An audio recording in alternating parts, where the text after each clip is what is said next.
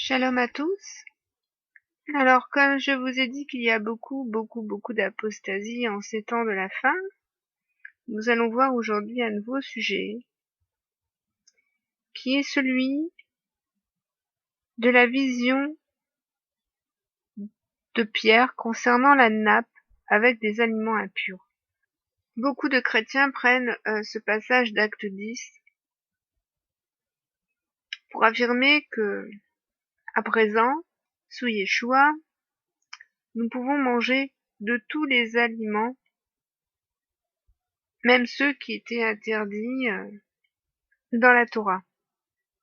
Alors nous allons voir ce que dit ce chapitre concernant Pierre et s'il est vraiment dit cela. C'est donc en Acte 10 à partir du verset 9.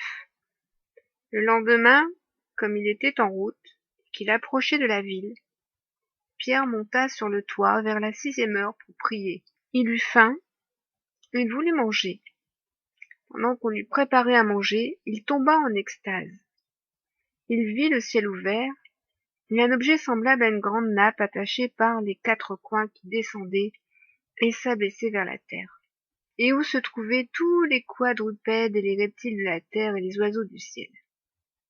Et une voix lui dit, « Lève-toi, Pierre, tue et mange. » Mais Pierre dit, « Non, Seigneur, car je n'ai jamais rien mangé de souillé ni d'impur. » Et pour la seconde fois, la voix se fit encore entendre à lui, « Ce que Dieu a déclaré pur, ne le regarde pas comme souillé. » Et cela arriva jusqu'à 3 fois.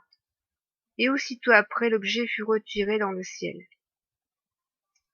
Tandis que Pierre ne savait en lui-même que penser du sens de la vision qu'il avait eue, voici les hommes envoyés par Corneille, s'étant informés de la maison de Simon, se présentèrent à la porte.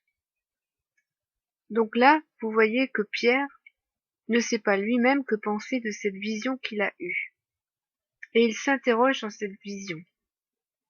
Et nous pouvons en voir d'ailleurs dans la suite du chapitre, à partir du verset 24. Ils arrivèrent à Césarée le jour suivant. Corneille les attendait et avait invité ses parents et ses amis intimes. Lorsque Pierre entra, Corneille, qui était allé au-devant de lui, tomba à ses pieds et se prosterna. Mais Pierre le releva en disant, « Lève-toi, moi aussi je suis un homme. » Et conversant avec lui, il entra et trouva beaucoup de personnes réunies. « Vous savez, leur dit-il, qu'il est défendu à un juif de se lier avec un étranger ou d'entrer chez lui. C'est ici qu'est la réponse de la vision. Vous savez, leur dit-il, qu'il est défendu à un juif de se lier à un étranger ou d'entrer chez lui. Mais Dieu m'a appris à ne regarder aucun des hommes comme souillé et impur.